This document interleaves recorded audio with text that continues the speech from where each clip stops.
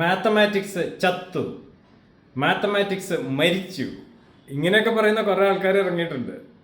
സത്യം ഇത് കേൾക്കുമ്പോൾ സന്തോഷമാണോ സങ്കടമാണോ വരേണ്ടതെന്ന് എനിക്ക് അറിഞ്ഞുകൂടാ. കാരണം ഞാനും ഇങ്ങനെ മാത്തമാറ്റിക്സ് ബുദ്ധിമുട്ടുള്ള ഒരാളായിരുന്നു കമ്പാരിറ്റീവ്ലി കേട്ടോ, സ്കൂളിലൊക്കെ പഠിക്കുമ്പോൾ. അങ്ങനെയാണ് പെട്ടെന്ന് തന്നെ ബയോളജിയിലേക്കൊക്കെ മാറാൻ കാര്യം, പിന്നെ ഡോക്ടറൊക്കെ ആയതൊക്കെ.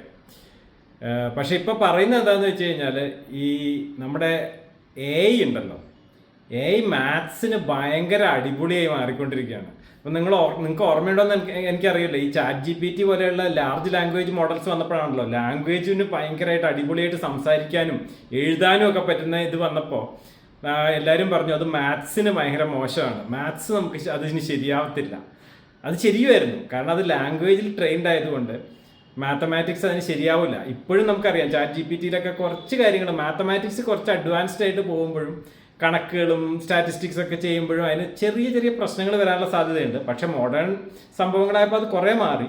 പക്ഷെ ഇപ്പം കുറേ നാളായിട്ട് അഡ്വാൻസ്ഡ് മാത്തമാറ്റിക്കൽ മോഡൽസ് വന്നിട്ടുണ്ട്. നമ്മൾ വിചാരിക്കുന്നത് ഈ ലാർജ് ലാംഗ്വേജ് മോഡൽ എന്ന് പറയുന്ന ഈ ChatGPTയും AIയും സെയിം ആണെന്നാണ്. അത് തെറ്റാണ്. ആക്ച്വലി ന്യൂറൽ നെറ്റ്വർക്ക്സ് എന്ന് പറയുന്ന ഒരു സോഫ്റ്റ്വെയർ മോഡൽസ്, അതായത് പലതരത്തിലുള്ള സോഫ്റ്റ്വെയർ ആർക്കിടെക്ചർ ഉള്ള ന്യൂറൽ നെറ്റ്വർക്ക്സിനെ ട്രെയിൻ ചെയ്യുന്നത് വഴി അതിന് പല സാധനങ്ങളും നമുക്ക് അതിനെക്കൊണ്ട് ചെയ്യിക്കാൻ പറ്റും. ഉദാഹരണത്തിന് ആൽഫ ഫോൾഡ് എന്ന് പറയുന്നൊരു സാധനം പ്രോട്ടീൻ ഫോൾഡിങ് പ്രോബ്ലം, മനുഷ്യ ശരീരത്തിലുള്ള പ്രോട്ടീൻസ് എങ്ങനെയാണ് ഫോൾഡ് ചെയ്യുന്നതെന്നുള്ള പ്രിഡിക്റ്റ് ചെയ്യുന്ന ഒരു സാധനമാണ്. അതിന് ഭയങ്കര അടിപൊളിയാണ്. അതുപോലെ തന്നെ ഈ ChatGPTയും പലതും ക്ലോഡും അങ്ങനെ പല സാധനങ്ങളും ജെമിനയും ഒക്കെ ഹ്യൂമൻ ലാംഗ്വേജിലാണ് പ്രിഡോമിനൻ്റ്ലി ട്രെയിൻ ചെയ്തേക്കുന്നത്. ഇപ്പോൾ വീഡിയോയിലും പിക്ചേഴ്സിലും അത് അടിപൊളിയായിക്കൊണ്ടിരിക്കുകയാണ്. അപ്പോൾ ഒരു പ്രിൻസിപ്പിളാണ്, മനസ്സിലായില്ലേ? അതുപോലെ തന്നെ മാത്സിൽ ട്രെയിൻ ചെയ്ത് അത് മാത്സിൽ അടിപൊളിയാവും. ഈ അടുത്ത് തന്നെ ഡോയിഷ് കൺജക്ചർ എന്ന് പറയുന്ന കുറേ കാലങ്ങളായിട്ട് മാത്തമാറ്റീഷ്യൻസ് സോൾവ് ചെയ്യാൻ ബുദ്ധിമുട്ടിക്കൊണ്ടിരുന്ന ഒരു സാധനം AI സോൾവ് ചെയ്തിട്ടുണ്ട്. അപ്പോൾ ഓപ്പൺ AIയുടെ ഒരു മാത്തമാറ്റിക്സ് മോഡലാണ്.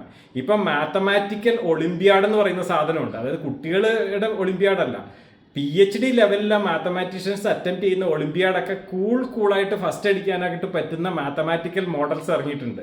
ചുരുക്കി പറഞ്ഞാൽ മാത്തമാറ്റിക്സ് എന്ന് പറയുന്ന സാധനം തന്നെ ഫുള്ളായിട്ടും ഇതുപോലെയുള്ള AI ഏറ്റെടുക്കാനായിട്ടുള്ള സാധ്യത ഇല്ലാതില്ല.